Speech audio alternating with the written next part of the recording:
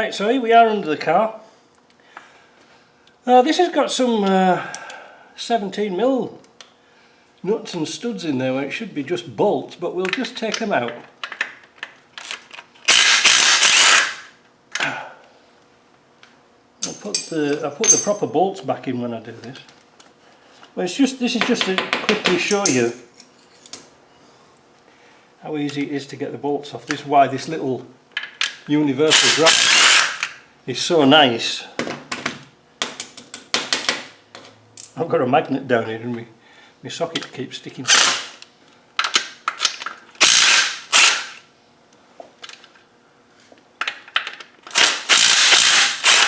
I don't know why it got studs in there, I don't know. Like I said, it should have bolts. So the next tricky ones to get out are the ones up here on the side. Now, I can't really see all it well. We should really take the exhaust off, but well, we'll see how we go with this.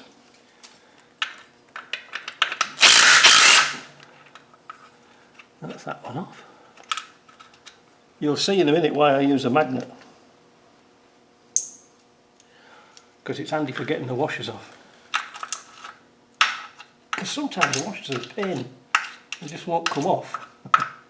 Come on. See, like that? Let's see if we can get to a difficult one. Lots of people have problems with these bolts here. Except for me.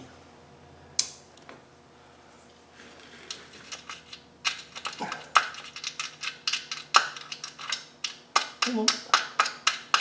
Come on.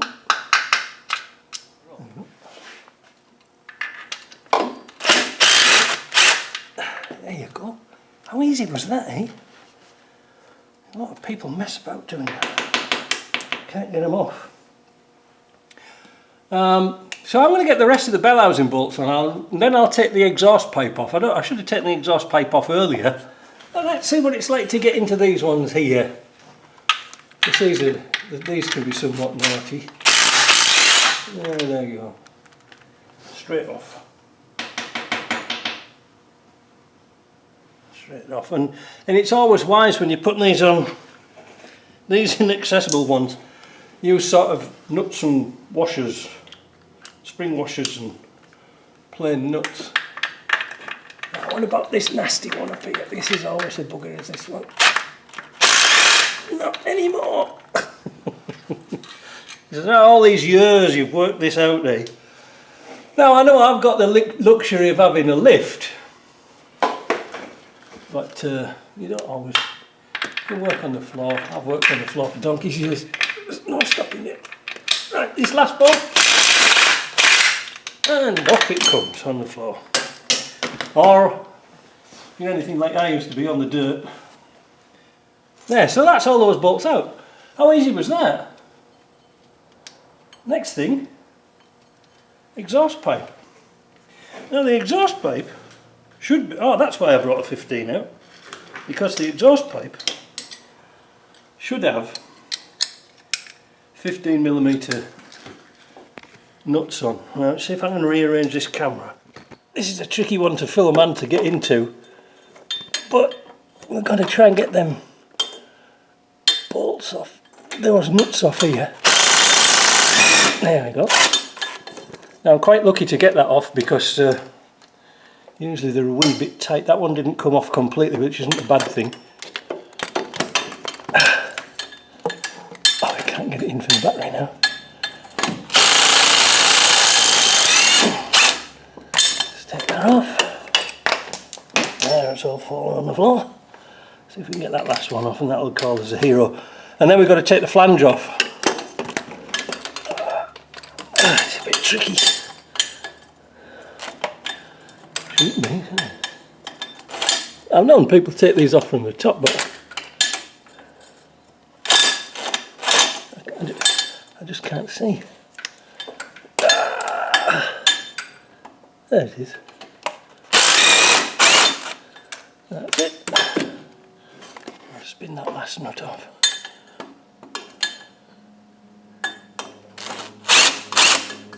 There we go. So that's the exhaust off at the front. As you can probably see here, somebody's taken the catalyzer out, because this was an exhaust gas recirculation. The exhaust gas recirculation was a complete waste of time, which is a good thing, but they've left the bracket on here, so I'm going to try and get that off now. I should be able to get it off quite easy with a long reach socket and a spanner on the nut, and there we go. Watch out from falling in your eyes. That's good. It has got a slot on it so you can get the bolt on and off, but how long do you live?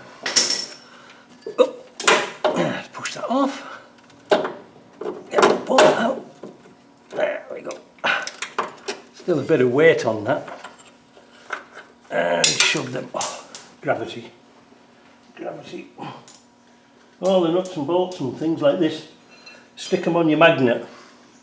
Next we'll move to this flange here. This is a really easy one. 13mm, zip them off. So this is the ones I was on about. Take them off completely, stick them on your magnet. Now we should be able to turn the flange around, and then again stick them on the magnet. Good. Now that should drop out, and there goes the gasket. Now, having a two-post lift blesses us with the fact that we can, I'll just get all my nuts together, we can pull this out, pull the front pipe out whilst it's in the air, because that flexor pipe makes it so much easier to work with. So we can manipulate this around a little bit. Oh, we should be able to, because I did it once before. Oh, I see. Pumps in there.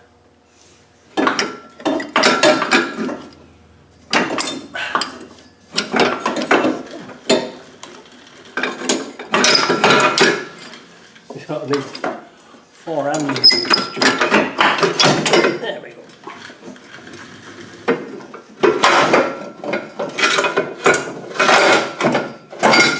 And then we need that flex pipe, worth its weight in gold. Right, now we're all done underneath. We've got all the bolts out. We can go and take the top bolts out, just make sure all those are off. There's 1 or 2 washers that didn't come off. That's off, that's off. Yeah, that's it, we're done.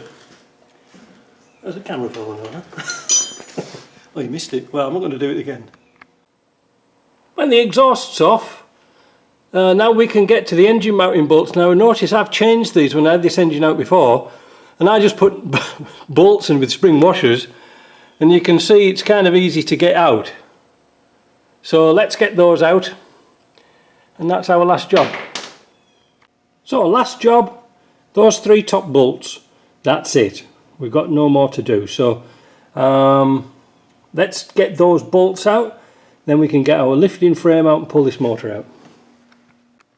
So I've got the end. I put the trolley jack under the gearbox and just lifted it up a little bit along with the engine. So I've got the hoist on, I've got the balance beam on, but I just lifted it up a bit so that when we pull it out, the engine mounts, even though they've not got the studs on, I've got some fighting room to come out straight away. So what we're going to do now is lift it up a bit further, just a little bit, that. And I can see that the bell housing is split.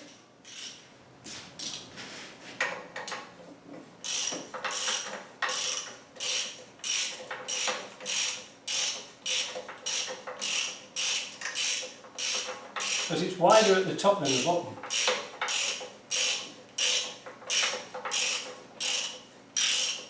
There we go.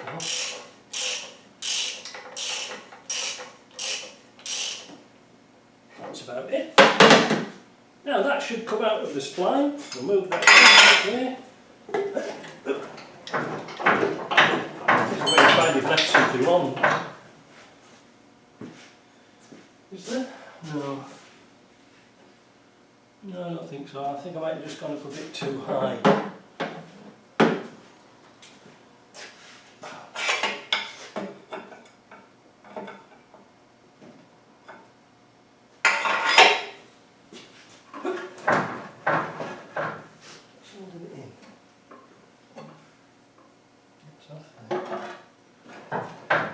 Oh, there you go. That's all it was. We'll pull it forward a bit. Start to lift it up because you've got to get it over the front crossing line. This is always a problem if you're lifting engines out completely, you know, leaving the front line. You have to lift them up so high, but my lift doesn't go that high, so I'm kind of snookered.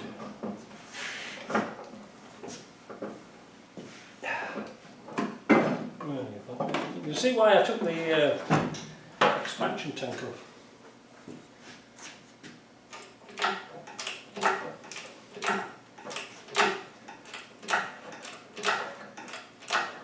I'm just going to pull it ever so slightly towards me. And these hoses here, which are spewing oil out, we'll try and fasten these up so they're not leaking.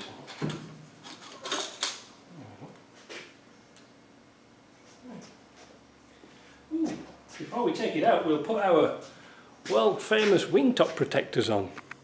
Right, there they are. They're on the corners, not wingtop protectors, but the front protectors, just in case the engine bangs on the front wings or the plastic headlamps around. And don't go at it like a bull in the china shop, just pulling it straight out. Just be gentle.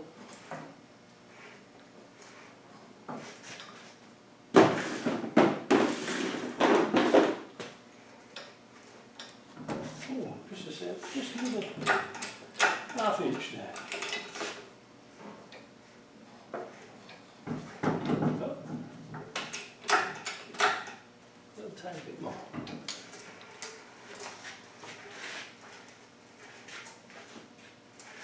And that's it.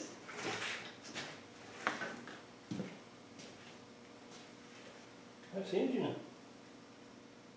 It's kind of easy, wasn't it? Wasn't too bad, was it? What did that take? An hour or so? Yeah, if you're doing clutches, I find this was the best way to do a clutch rather than chewing on taking the bloody gearbox out. But I'm going to take that, I've got this finished now, so next part of this job is to change the transmission, which is really easy now, because now the engine's out, I can just drop it straight down, then I can find out what's wrong with this injector pump at a later date, while on my test bench, because it's not quite right. It's all right, but it's not quite right on this one. So I'm just doing this all for speed. Yeah. That's it. See ya.